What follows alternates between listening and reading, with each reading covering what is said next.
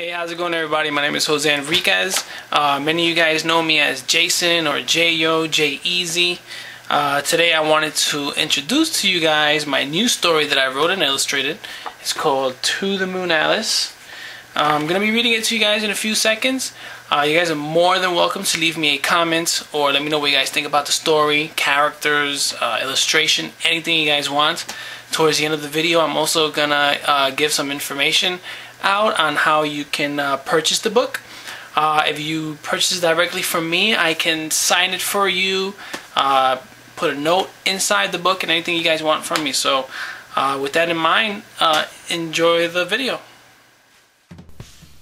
To the Moon, Alice, written and illustrated by Jose Enriquez. Meet Diego, Ralph, and Jean. They are the best of friends. There are also 3 poor little mice. Every day they have to struggle to find food and feed their little bellies.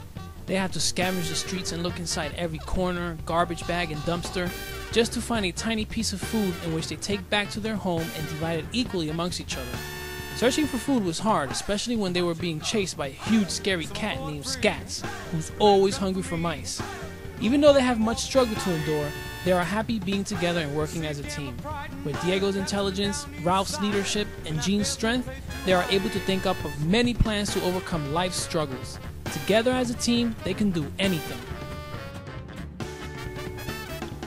One day, as the 3 mice were eating their scavenged food, Ralph found a piece of magazine article that stated the moon was made of cheese. He brought this article to Diego and Jean's attention and decided that they should move to the moon. If the moon was made of cheese, they wouldn't have to struggle to find food anymore, or have a pesky cat always trying to eat them all the time. They could live happily ever after in the moon.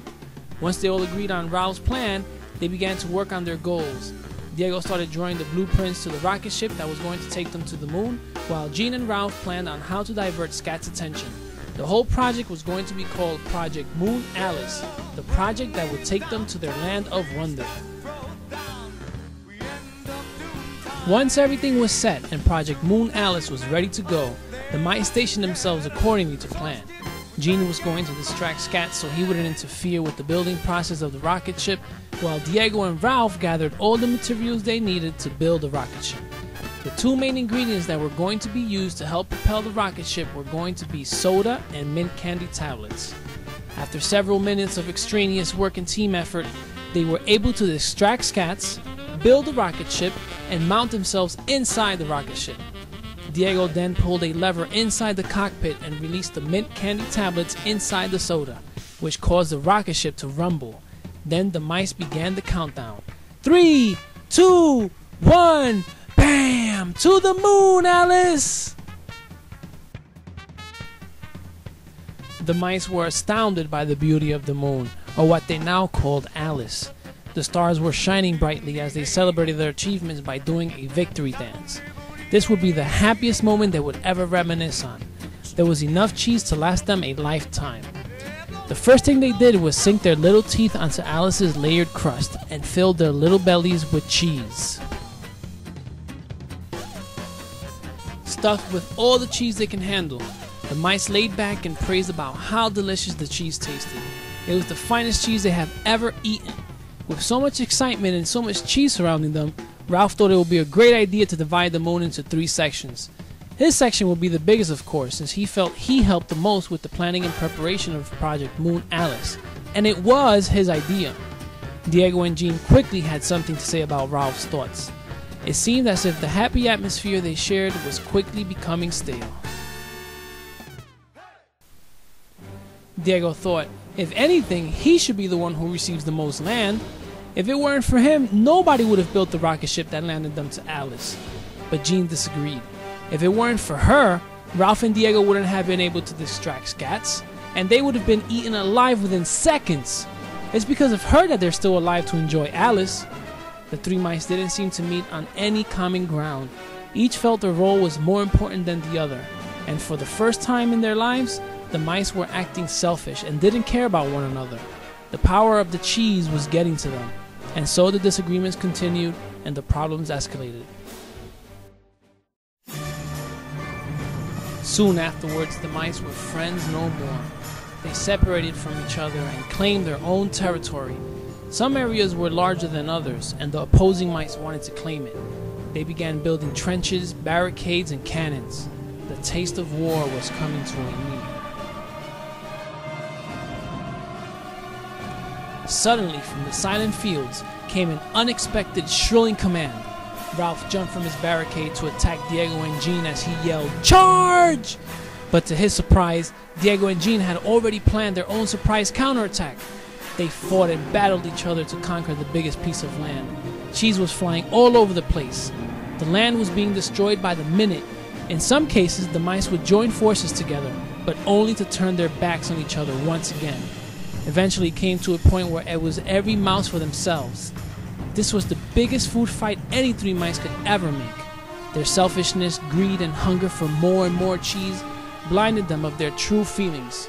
They forgot what it meant to be best friends, who would do anything for each other, care for each other, and share everything they have together. Instead, they were hurting one another, and they were destroying Alex, the moon that was supposed to bring them their land of wonder. The battle was going nowhere. The mice were stuck in the middle. Alice was being destroyed more and more as the fight continued. The war between the mice was driving them crazy, and Ralph had enough of it. He said, "If I can't have the largest piece of land, then I'm going to eat it all by myself!"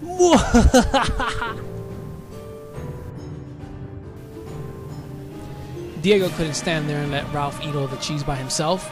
He quickly stuffed his mouth with the biggest chunks of cheese and began eating as much as he could. Jean was stunned as to what was happening, but she couldn't just stand there and let Ralph and Diego consume all the cheese by themselves. She too began stuffing her mouth with cheese, just as fast as Ralph and Diego were. What started as a war for more land now turned into a race as to who can eat the most cheese. The more they ate, the bigger they grew. They continued eating without any remorse. Alice was disappearing right before their very eyes. The more they ate, the darker it became. Diego was now holding on to the last chunk of cheese as Ralph and Jean held on to each other's tail. Ralph and Jean did not want Diego to eat the last chunk of cheese because they wanted it for themselves. They tried tricking Diego by telling him not to eat the last chunk of cheese or he would explode. "Don't eat it or you'll blow up!" Diego knew they were lying, and as soon as they made their attempt to snatch the last chunk of cheese from Diego, he opened his mouth wide and gulp, swallowed the last chunk of cheese. What was supposed to be the land of wonder for the mice was now just a mere memory. No! My cheese! Space was dark and cold for the mice. They felt lonely. There was not one shiny star in the galaxy. Now that they've lost it all, they felt regret for losing the one thing they've always treasured the most, their friendship. As they drifted further and further away from each other, there was not one scream, cry, or tear that could bring them back together again. Before they were rich with cheese and miserable, they were poor and happy with their friendship. If only they would have stayed poor at heart and not let their greed consume them, they would still be together. Instead, they faced each other as they slowly disappeared into the black horizon, extending their arms with their hands wide open, hoping they could still reach each other. As they grew further and further apart, they would never see each other again. The end. "Ah!" Ralph exclaimed as he looked around for Jean and Diego. Gasp! It was just a dream. Ralph couldn't have been any more thankful that it was just a horrible nightmare. Jean and Diego are the most important mice in his life. He doesn't know what he would do if they were to ever be separated. As Ralph tried to relax and catch his breath, he stayed looking at Jean and Diego, feeling so thankful and lucky to have them as his best friends. He would do anything to make them happy, even give them the moon. The moon. There was something in Ralph's mind. I wonder what he was thinking.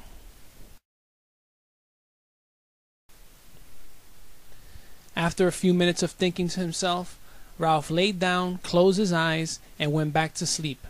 He's going to have a huge day tomorrow, and he's going to need Jean and Diego's help for the cheesy plan he has in mind. What do you think will most likely happen tomorrow with Ralph, Gene, and Diego? The real end, or is it?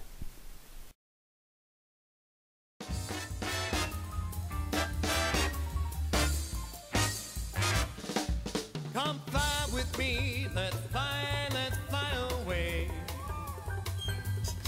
If you can't use some exotic booze, there's a bar in Bombay. Come fly with me, let's fly away.